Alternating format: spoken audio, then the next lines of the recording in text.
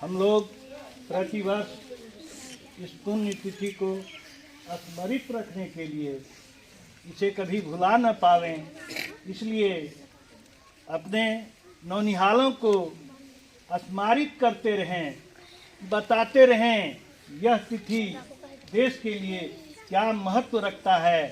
इस उपलक्ष्य में झंडोत्तोलन होता है।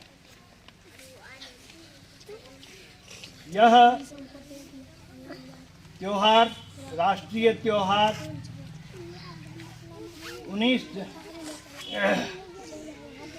26 जनवरी 1950 से आरंभ होता है। बाबा साहब भीमराव अंबेडकर के महत्वपूर्ण योगदान से हमारा संविधान इसी तिथि में गणराज्य थे, जिसके स्वतंत्र राजा लोग थे, शासन किया करते थे। लेकिन आज़ादी के बाद यह गणतंत्र हुआ और ये सभी राज्य भारत के अंग हो गए। अभी जिसे हम अंग, बंग, कलिंग, मगध आदि के नामों से जानते थे, बिहार, बंगाल, राजस्थान, उड़ीसा आदि के नामों से जानते हैं। हमारी संस्कृति अनोखी है। दुर्भाग्य है कि हम लोगों को बहुत बड़ी गुलामी झेलनी पड़ी। मातृभूमि हमारी सैकड़ों वर्षों तक गुलाम रही, एकता के अभाव में।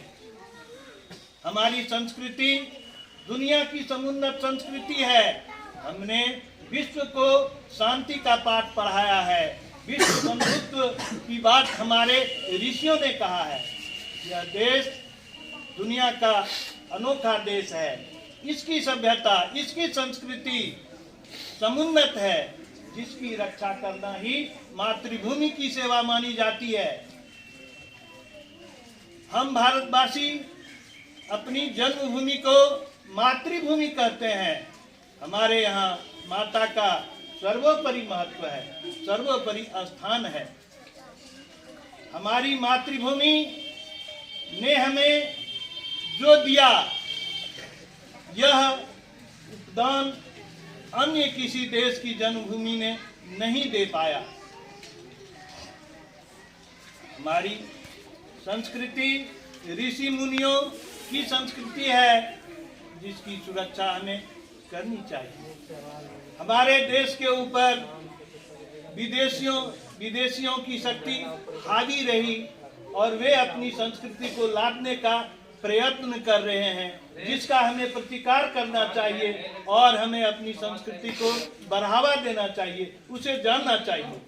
हमारी संस्कृति रामायण में है, गीता में है, महाभारत में है, वेद में है, पुराण में है, उपनिषदों में वर्णित है, जिसे आज दुनिया के लोग अनुकरण करते हैं। हमारे यहाँ आदिकाल से ही अध्ययन के क्षेत्र में, अध्यापित करने के क्षेत्र में समुचित व्यवस्था रही है। हमारा तक्षशिला, नालंदा आदि विश्वविद्यालय ऐसे विश्वविद्यालय थे जहां दुनिया के लोग पढ़ने के लिए आया करते थे। हमारे ऋषि मुनियों के पास इतनी बड़ी ज्ञान थी, इतने बड़े ज्ञानी वे थे कि सबों को शांति का पाठ पढ़ाया करते थे। हमें अपने पूर्व संस्कृतियों को स्मरण करना चाहिए और उसका अनुसरण करना चाहिए। भारत की तरक्की, मातृभूमि की तरक्की तभी होगी जब हम अपने प्राचीन संस्कृति को गरिमामय, गौरवमय बनाने में कामयाब हो सके। हमारी संस्कृति हमें क्या सिखाई है? हमें सिखाई है मातृ देवो भव, पितृ देवो भव, आचार्य देवो भव, गुरु देवो भव, अतिथि देवो भव। हमारे यहाँ ये सभी देव तुल्य होते हैं। इसलिए प्यारे बच्चों, हमारा अनुरोध है कि तुम लोग भी अपनी माता को देवी की तरह मानो, पिता को देवता की तरह मानो, अतिथि का सत्कार करो, देने की प्रवृत्ति रखो। हम लोग लालची नहीं है। हमारी संस्कृति ने हमें लालच की सीख नहीं सिखाई है।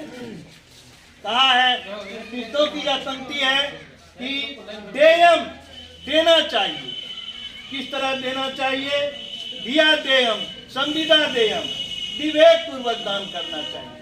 हम लोग दानी रहे हैं, हम लोगों ने दुनिया को दिया है और हम लोग बहुत धनी हैं। हमारा देश सोने का चिड़िया पहले भी माना जाता था, अभी भी माना जाता है, अकूत संपदा है जिसका हम लोगों ने आज तक दोहन नहीं किया है।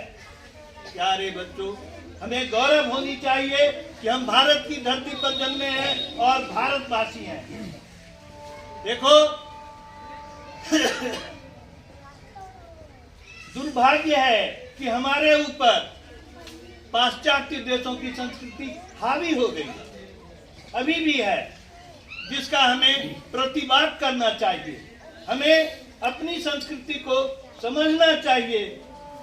हम लोग अगर अपनी संस्कृति को समझने का प्रयास करें तो महसूस करेंगे कि हमारी जो संस्कृति है दुनिया में सबसे ऊंची संस्कृति है। हम लोग 26 जनवरी मनाते क्यों हैं?